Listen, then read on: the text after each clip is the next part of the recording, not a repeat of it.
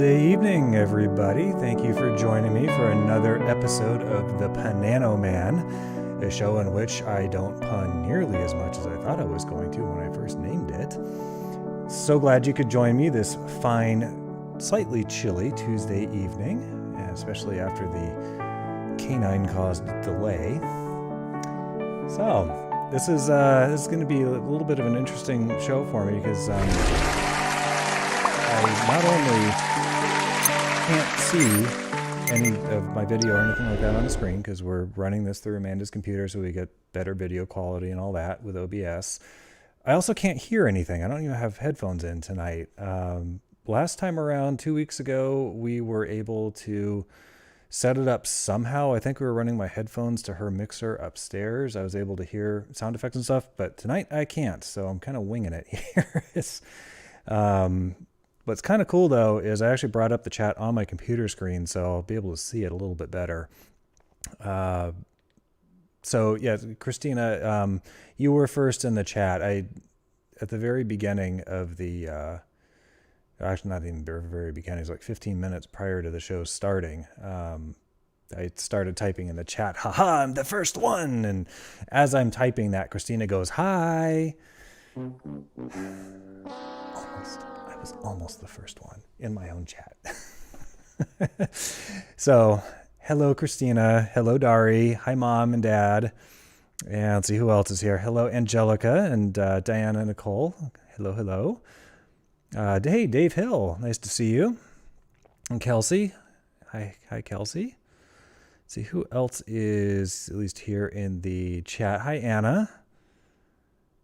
And that might be it for the moment, at least as far as those who are in the chat. So tonight, this is one of those weeks where, yeah, Christina, you literally did beat me by seconds. It was very close.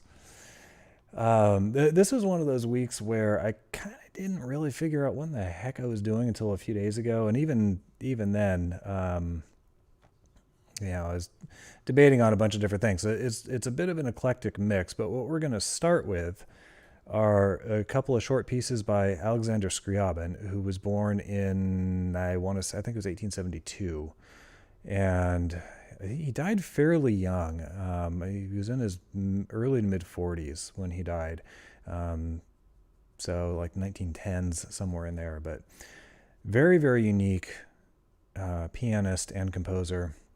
The stuff I'm playing tonight, a couple of pieces, actually 3 pieces from when he was very young.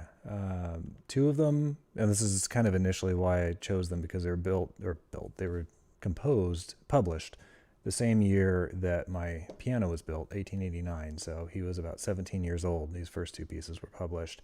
And the third one, I'll tell you after I play it, when he wrote that one. So this first piece, again, a couple short pieces. This one is called Album Leaf, or the Moneghetti's Album Leaf. Album Leaf is kind of an odd title. Originally, it was applied to, if there was a published set of pieces that a composer wrote that they maybe dedicated to a friend, they might scribble down a short, usually short, pretty easy, typically easy little piece. 1 page, half a page, something like that. And they'd put it in the album of published works and then give it to the friend or relative or whomever. As time progressed, album leaves were oftentimes published, and they just kind of became one of a bunch of different titles that were used for various short, usually not overly difficult piano pieces. There are examples of album leaves that are for other instruments besides piano, but predominantly is used as a title for piano pieces. So this is the Moneghetti's Album Leaf by Scriab, written 1889.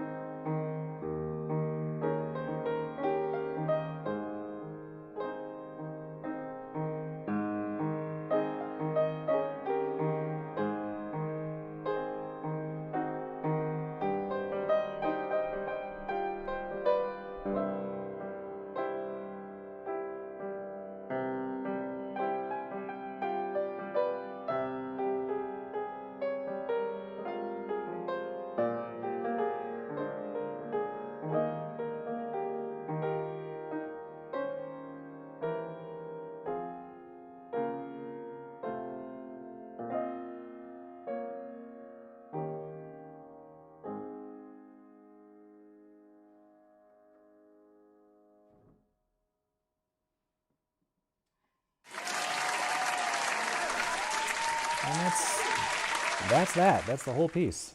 It's kind of an, let's get my mic a little closer here. It's kind of an interesting one in that I feel like as soon as it sort of starts to get going, it's done. it's it's kind of pretty, but yeah, a little bit weird in what it does. This next one sounds, to my ear, a bit more complete, better balanced, whatever adjective you want to insert adjective here.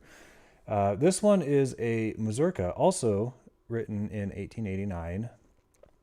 Neither of these pieces, the one I just played or this one, neither of them have opus numbers, so I don't know that they were officially published in Scriabin's lifetime. Obviously, they have been since then. Now, a Mazurka is a form Polish in origin. It was a dance form, so literally something people would dance to. It's in 3/4 time, so it's much like a waltz in that respect. But a mazurka tends to emphasize the second beat, where a waltz will emphasize the first beat. So a waltz, you have 1, 2, 3, 1, 2, 3, 1, 2, 3. In a mazurka, you tend to get 1, 2, 3, 1, 2, 3, 1, 2, 3. So that's one difference. And then when Chopin came along, part of Chopin's brilliance was taking these otherwise kind of innocuous forms of music, almost like not quite folk music, but sort of popular forms of music, and elevating them to a concert level. And he did that with some of his preludes. He did that with his etudes. He wrote, oh gosh, what was it? I want to say he wrote a lot of mazurkas. Most of his mazurkas are fairly or relatively short. I want to say he wrote like 60 of them, something like that. There's a lot. So I think Scriabin was drawing on that tradition when he wrote this piece at the age of 17 or 16, maybe. I don't know when his birthday was or when he wrote this in 1889, but this is Mazurka.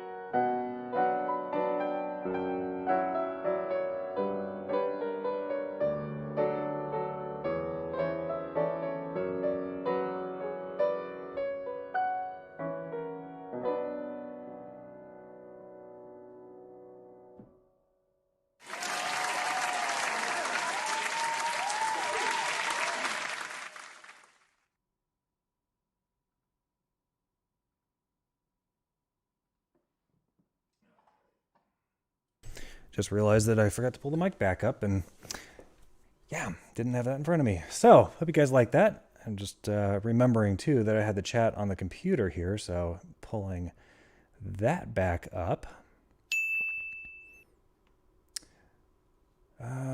Let's see. Oops. I accidentally almost hit the report button. Don't want to report any of you. All right. Next up, let me close out some of these as I'm done with them. Now this one, I had mentioned when I was talking about Chopin, I mentioned a type of piece called Etude. And I think I've talked about it a little bit on my show before, but it's probably been a long time. So for those of you who are not aware, an etude is French for study. And historically, etudes were literally just that. They were finger exercises. There was nothing really musically interesting about them. They were just like, that sort of thing. To work on various aspects of piano playing technique. Again, when Chopin came along, he wasn't the very first one to turn etudes into actual pieces of music, but he was really the first one to make them famous, as compositions in their own right, as concert pieces. Now, true to the etude form, typically an etude is still exploring, still emphasizing a particular type of piano technique. It could be something like playing that and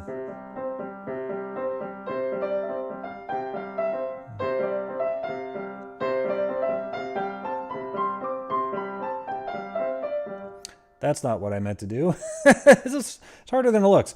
Let's see, C4, 1, 2, 3, 4. So what I'm trying to do is play 3 against 4. It's hard to do without actually music in front of me, but I think you maybe get the idea. 1, 2, 3, 1, 2, 3, 1, 2, 3, 1. And then you have 2, 1, 2, 1, 2, 1, 2, 1, 2 going in the other hand. So doing that at the same time. That's the type of thing that an etude might emphasize. So, all that being said, this next piece is an etude by Scriab, and this was written in 1887, so a couple of years prior to the other two pieces. He was all of 14 or 15? Again, I don't know exactly when this was a published piece. This is Opus 2. I don't know exactly when it was published in relation to his birthday that year, but suffice it to say he was a teenager when he wrote this one.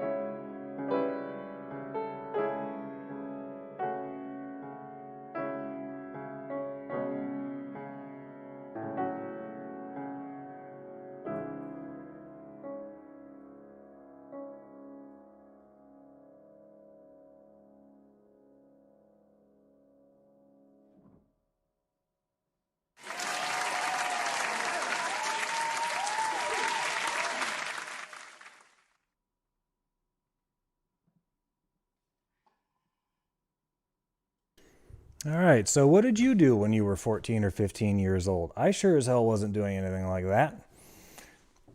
That to me is just one of the most incredible pieces, and I was blown away when I think at some point when I discovered just how young he was when he wrote that piece, just a maturity beyond his years, just incredible. So let's see, what else have I got? So how are we doing on time? Okay, about Amanda has said we need to be done about 9 because we have deep cuts coming up tonight, 9:30, which I am also hosting. So I hope you all tune in for that. That should be a lot of fun. We got that coming up at 9:30, so we want to try and check out of here by about 9 o'clock or so we have time to get ready for that show. And I apologize too. I noticed out of the corner of my eyes I was playing. She came down and diddled with the camera. For some reason, and I think it must have something to do with the cords that we're using to hook it up, because it's hooked up to her computer upstairs, and it has a tendency, we've discovered, of it being totally fine for, I don't know, half an hour, 45 minutes, something like that, and it'll just disconnect from the computer, just random, out of nowhere.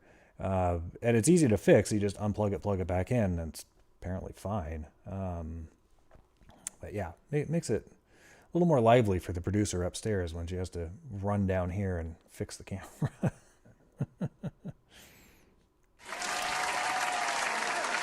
So next up, now I'm playing a few pieces tonight. I'd done a female composers night a while back, a few months ago, and I'm playing a few pieces by a couple of those same composers tonight. I'm going to try anyway.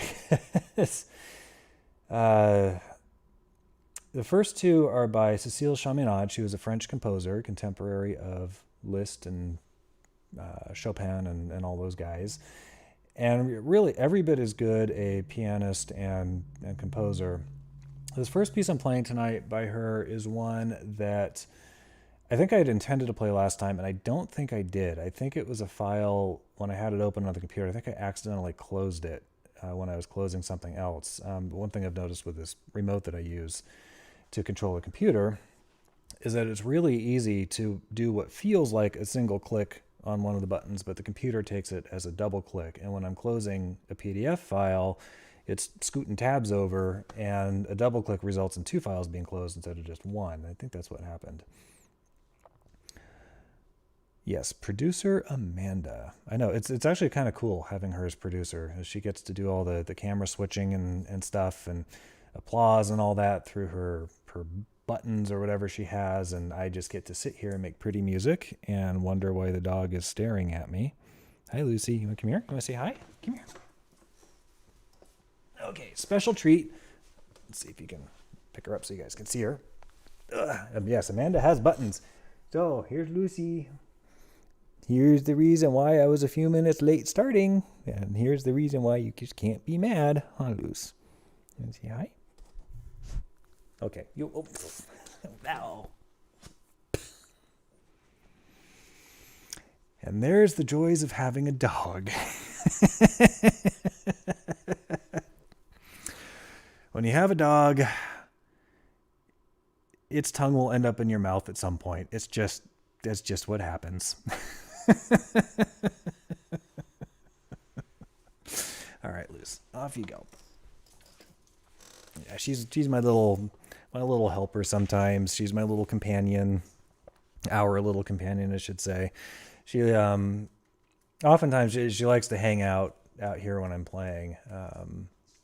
Sometimes she'll be under the piano. Sometimes she'll just be on the floor near it. It's really cute when she does that. Sometimes she'll just hang out on one of the couches out here. I don't know if I don't know what I was gonna say, actually.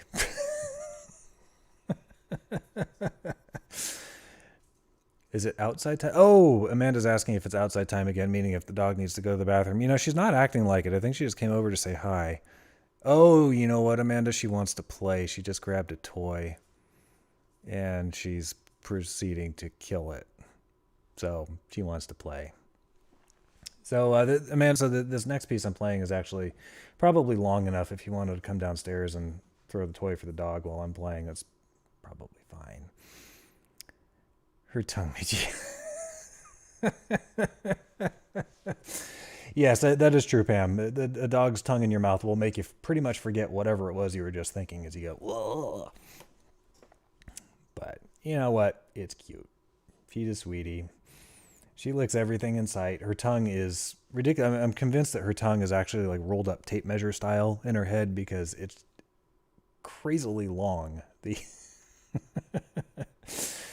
stuff she can reach with it. Apparently she went upstairs too. Yeah, so she's looking to play. So speaking of playing, I will get going on playing so Amanda can run downstairs and throw the toy for the dog. Maybe she won't be interested.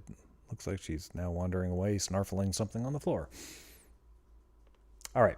This next piece is by Cécile Chaminade, Opus number 101, out of, I think she wrote like 160 odd opuses. So it was probably a little over midway through her musical career.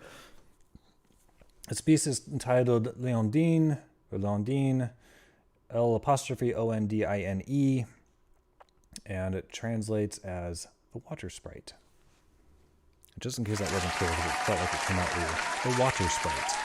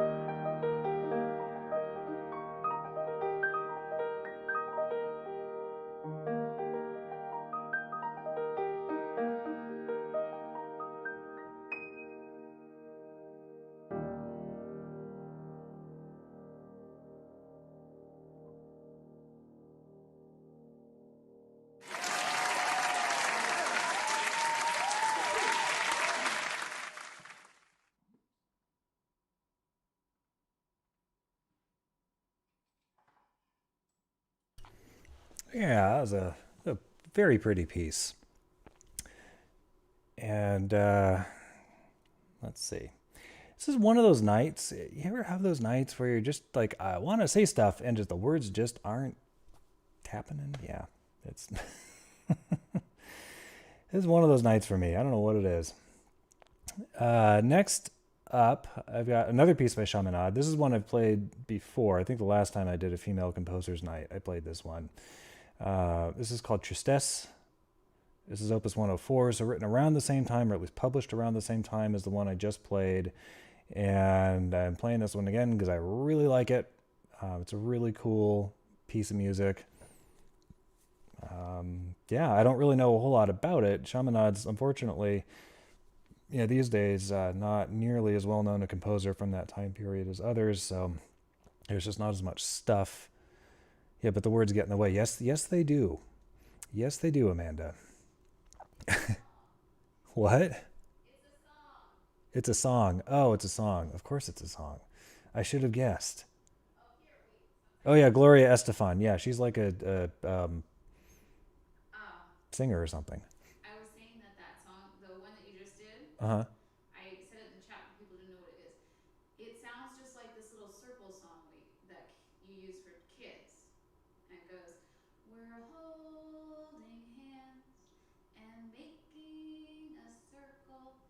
I don't know if any of you could hear that, so I will attempt to repeat as verbatim as possible. Yes. So Amanda says what I just played sounds a lot like a circle song that's used for children. We're holding hands. We're making a circle. Something like that. And you do that over and over till they actually make a circle. God, that sounds mind numbing. No, thank you. Oh, Mom says everybody can hear it. Yeah, this mic actually, I think, does a pretty good job of picking stuff up, which is good and bad. Yeah, so Daria at 8:30 a.m. Zumba and was brushing and organizing wigs all day, and her brain's gone. LOL, and I'm dead tired. Yeah, I know the feeling. I've been sitting in front of a computer literally all day working, and then this. Sorry, I should say this because I'm excited. Yeah. Yeah, that circle song sounds like it would be occupy the hey Zach, occupy the same place on the annoyance meter as the Baby Shark song, and It's a Small World, and about 10 pop music Christmas songs that back in the years when I worked retail, God, going on 20 years ago, I heard on repeat the same like 10 songs over and over and over again from about November until the end of January. And to this day, I cannot stand listening to some of them. Now, when Amanda sings some of them, it's a little bit better. I can handle that because it's Amanda. But yeah, if I hear him on the radio, it's like no, PTSD or something. Yeah, Zach. Yeah, I know. Baby Shark it's one of those things where, to my eternal regret, one day I said, "What's Baby Shark?"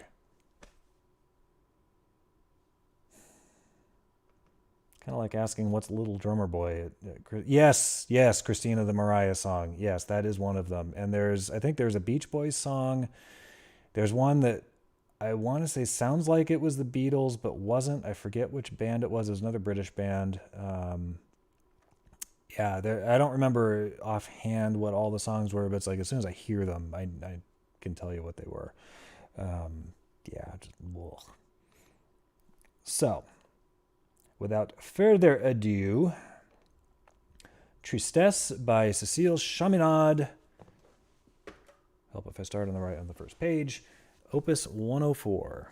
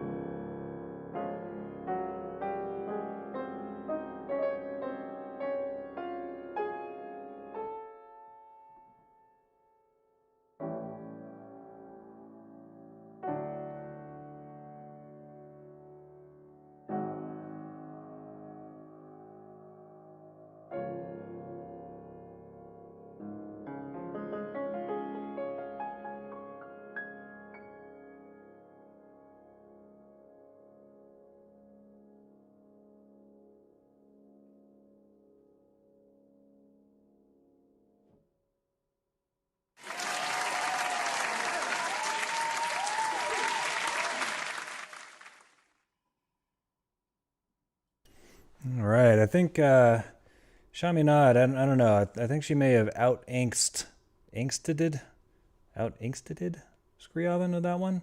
I don't know.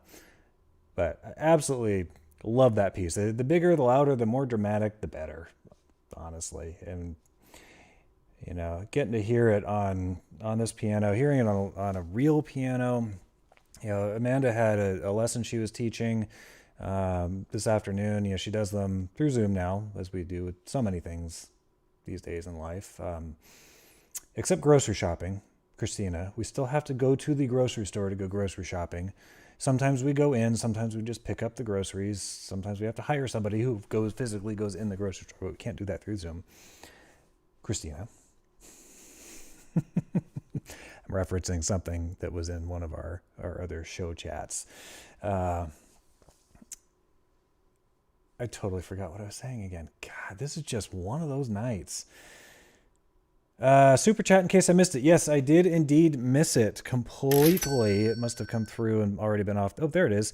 Thank you, Barbara. It's that animal with a trophy, that Shiba Inu or whatever it is with the trophy. Thank you. Appreciate it. And thank you, Amanda, for drawing my attention to it, because it's easy to miss once it scrolls up off the chat window. Oh, yes, that's what I was saying. So Amanda was teaching a lesson on Zoom today, and I think she always has a 5:00 lesson on Tuesdays. So it's kind of like right in my practice time. So today I was like, you know what? Instead of sitting around doing nothing, I'm going to try and work on stuff on my digital piano, which is over there. And I'll tell you, I mean, it doesn't have any resonance. Obviously, it's digital, so listening through headphones, because there's no resonance whatsoever. There's no staying power to the notes. Not like the real piano. It's just like, it's so much better on the real one. So happy. Finally, after 20 odd years of adult life, I was finally able to get a real piano last year. God, it's already been almost a year that I've had this thing. Wow. Yeah. Ooh, Rocket Man. Yes, I'm looking forward to Amanda's show on Wednesday. She's doing Elton John night. In case you haven't seen the show announcements, it should be a good one. Or in my parlance from Hunter's show last night, when he was talking about the James Webb Telescope, I'm now calling rockets flame farters, because I mean, tell me I'm wrong, right? So this wonderful James Webb Space Telescope. I mean, honestly, as I said last night, we flame farted a mirror up into orbit around the sun so it can just stare off into space. That's my take on James Webb. All right, moving on. We have next piece by Debussy. This is called Reverie, which is French. I think it translates to dream. Usually when I see a piece that's got the title Reverie, the English version of that title is Dream or something akin to it. This is another piece. I don't know exactly when Debussy wrote this. For whatever reason, he did not use Opus numbers when he published his pieces, so it's a little bit harder to figure out just from looking at the piece of music when exactly he wrote it. I mean, his earlier stuff is different from his really late stuff, but anyhow, this is one of my favorites by him. And sustained guidance flatulence. Yes, Hunter, thank you. I appreciate the clarification there on the proper terminology. Sustained guidance flatulence, absolutely. But very hot flatulence. Very hot. Actually, what's really kind of cool, speaking of rockets and things that are hot,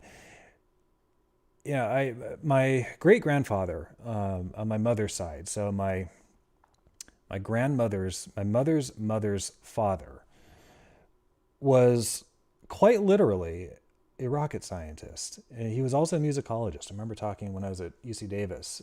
I mentioned his name to one of my music professors. Like, oh yeah, I've heard of that guy. He did some scholarly work on Beethoven. But his day job was quite literally a rocket scientist. I believe he was a chemist, so I believe his work was in developing rocket fuel, but he worked on, I believe, the Titan series of rockets that at that point in time were made by Martin Marietta, which years later got bought out by Lockheed, which is, we now know as Lockheed Martin. It's the company that built the SR-71, among other very well-known airplanes. Anyhow, I'm digressing a little bit, but I've got rockets in my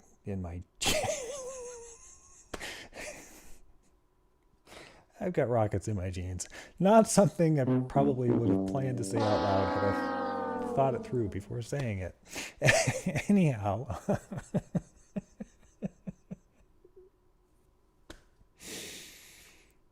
anyway, I've got rockets in my jeans. Now you know. So I was looking up. No, Hunter, I think that was hamsters rather than rockets. Anyways, I looked up rocket fuel the other day. I was curious as I knew that the two components of it. This is actually from doing a workers' comp inspection for work, a company that fuels rockets out at Vandenberg Air Force Base and a number of other naval bases. They do a bunch of other things besides that, but that's one of their main things. So I knew that nitrogen tetroxide and hydrazine are the two ingredients that are oftentimes used as rocket fuel because they ignite on contact with each other. You don't need an igniter or... No, Hunter, I will not ever accept another yeah, we'll just leave that comment where it is. Which is most certainly not in my jeans. Yeah, so hydrazine is and what was it?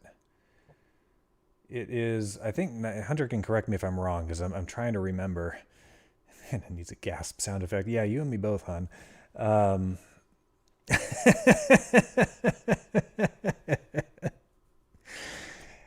What's the chemical formula for hydrazine? I think it was nitrogen and hydrogen, if I remember correctly. Nitrogen tetroxide is nitrogen and oxygen.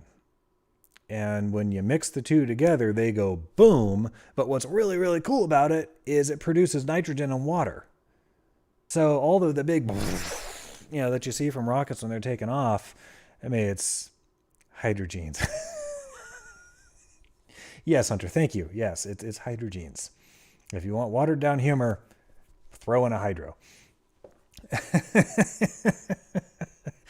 And it's just neat that you have the big booms from rockets, and it's literally just nitrogen and water vapor is what's coming out of there.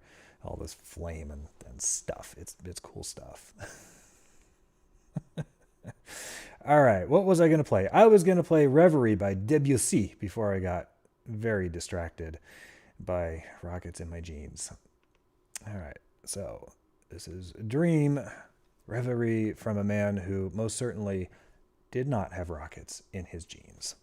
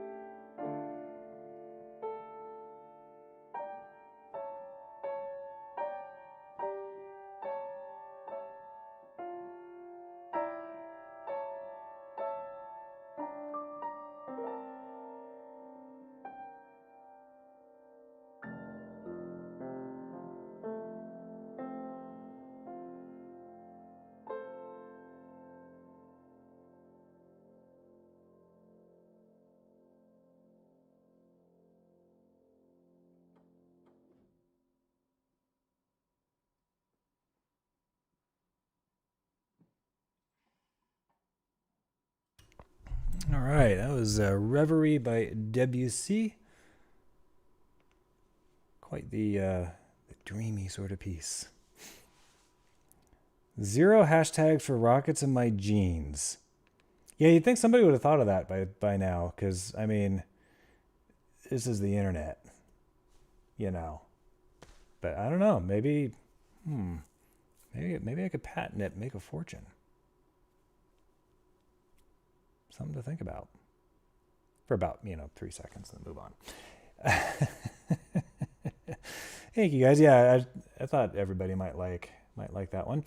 And I think now I had actually kind of intended to do this earlier and totally forgot. Since one of my centerpieces now in my show is turning into improvising. Yes, patent rockets in my jeans. Sure, I'll do that. So the problem is I don't want my name attached to that. Oh, another super chat. Thank you, Amanda. Oh, I can click on it. That's cool, so I don't have to scroll back up and find it. Aw, thanks for being you. Thanks, Mom. Appreciate it. Yeah, this is always fun to do. Now, Dari, now you're just copying. Super chat. Unless there's another one that went away that I didn't see. Let me see. Let me scroll back. That was it. Okay. Whew. All right. So since a centerpiece of my show now is turning into improvising, I thought that I have given this no thought whatsoever other than thinking, I guess I'll do that. This is going to be a free-form improv, meaning no prompts, no... Oh, Dari was copying. Yeah. You keep doing that, Dari. No prompts, no chords given to me, nothing. This is just, I don't know what's about to come out. Could be good, could be bad, probably somewhere in between. We'll see.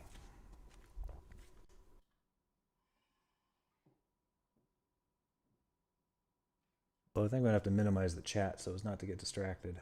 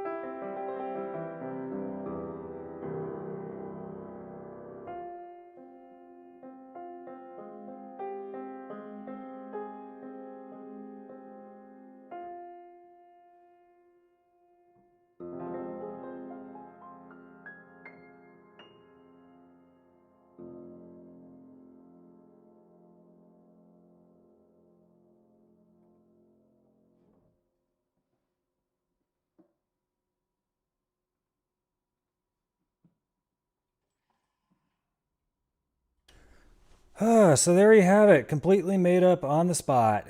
Yay! It is just as much of an adventure for me as it is for everybody else, I think, because I literally have no idea what's going to come out when I do that. I hope it's something that's worth listening to. Because what's scary, of course, about being on camera doing it in front of people is if I'm by myself, if I get into a spot where it's like, I do not know where this is going, I do not know what to do with this. This is a horrible chord progression I just played. That's not even a chord progression I just played. I just hit a bunch of weird random notes. It doesn't matter. I can stop. I can start over. I can get up and walk away. I can burn the piano. Everything except that last part. Of course, in front of an audience, you got to figure, if you do get into something like that, you've got to figure out a way to either cover it up or go with it. One of the things that I've learned is that if you screw up, you do it twice more and everybody thinks you did it on purpose. Pro tip. So I think to close out the evening here, there's promos. Let's do that first, actually. So I think I was going to have Amanda do those. She has to switch rooms real quick, so I will blah, blah, blah, blah, blah, blah, blah, keep talking. As I can't see any of the slides or anything, so trying to coordinate it, and I can't hear her when she's saying stuff. So, anywho, we'll have her do the promos, and then I will play, depending on time, one or two more pieces by a female composer, Christiana Pigararo. As I told Amanda, another embarrassing comment of the evening. My tongue doesn't. Oh shoot! I forgot what I said. I think I said my tongue doesn't get any Italian action. Yeah, I've got some turns of phrase tonight. Let me tell you. So, Amanda, if you are ready, before I embarrass myself further, take it away. All right. Coming up after the show at 9:30, we have Deep Cuts. Tonight's host will be David Benjamin, hosting about frustration music. So check that out at 9:30 tonight. Then tomorrow is Amanda on Demand with me. It is going to be Elton John week. So check that out tomorrow at 7:30. I even have very special guest, Mr. Darren Ingram. So that's going to be a great show. Check that out. Then on Thursday, we have the Lovecast with Hunter Ackerman. It's show number 91. Check that out. Live acoustic originals and covers. Always a great time for amazing music and lively conversation. Check that out tomorrow, Thursday at 6 o'clock. Then, after the Lovecast, we have the 1 year anniversary celebration episode, Return to the Cove. Live music, poetry, guests, and more. Check that out. Music and Musings with Paul Carganilla. That's Thursday after the Lovecast at 9 o'clock. Looking into next week, on Tuesday, we're going to have a Dancing with Dari. Do Zumba at home, burn some calories, get some steps, have some fun talking with Dari. It's a great time. So check that out next Tuesday, the 1st at 6:30. Then, looking even further into the future, April 1st to the 4th, 2022. That's coming up. Polly's Picnic on a Boat. If you would like to know more details about this, go to Facebook and search Polly's Picnic Cruise for more details. And with that, let's bring it back to David Benjamin.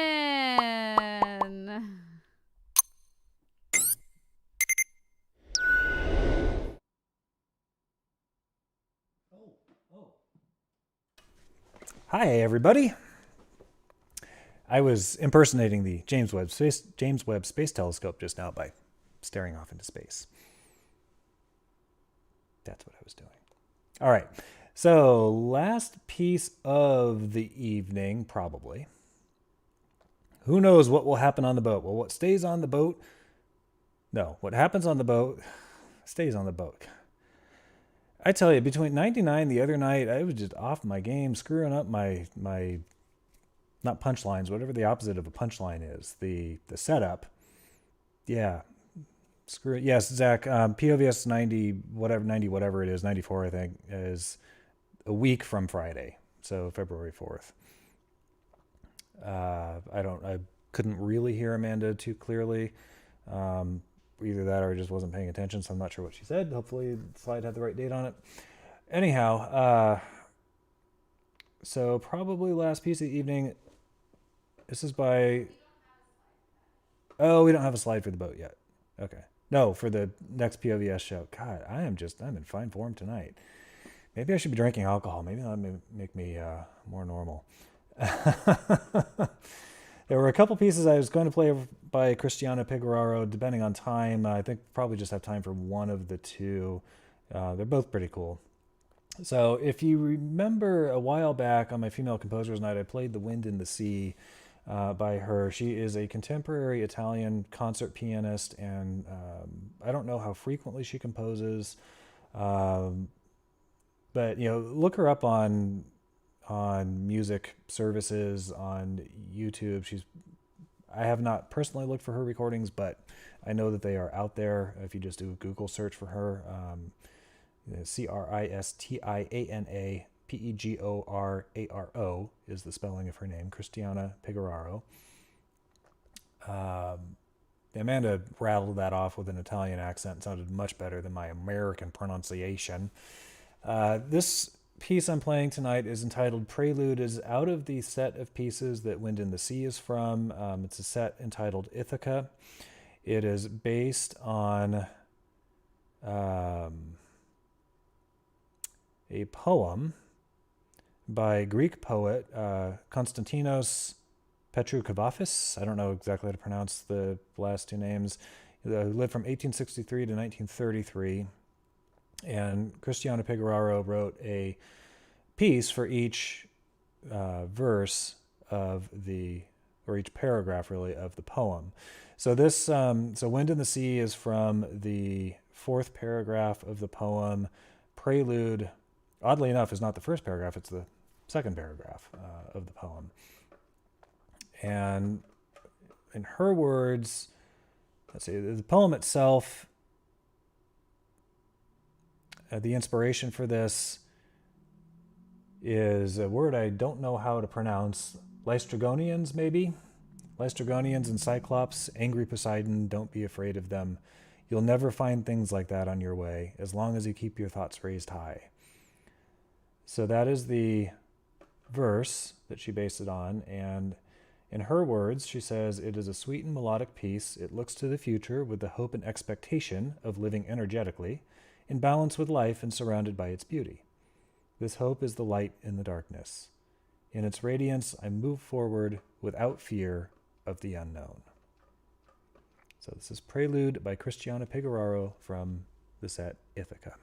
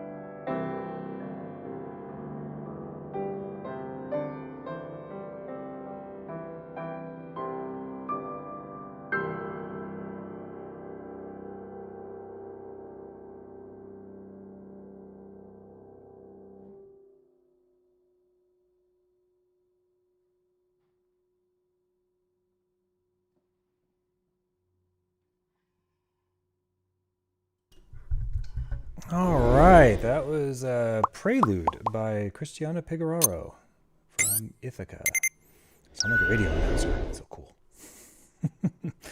Anyhow, that's what all I've got for you guys tonight. We are on again in about 25 minutes or so. I've got a whole slew of chords I have to unhook and rehook and general messing about to do, all with rockets in my jeans. So thank you guys for joining me tonight. I love having you here. Love being able to play for you all. And we'll see you again on this show in a couple weeks, and more immediately in about 20 minutes or so on our next episode of Deep Cuts, where I'm hosting, and the theme, as I think Amanda mentioned a little while ago, the theme is frustration. That'd be fun to see what people came up with for that. So I will bid you guys good night and see you again in a little bit.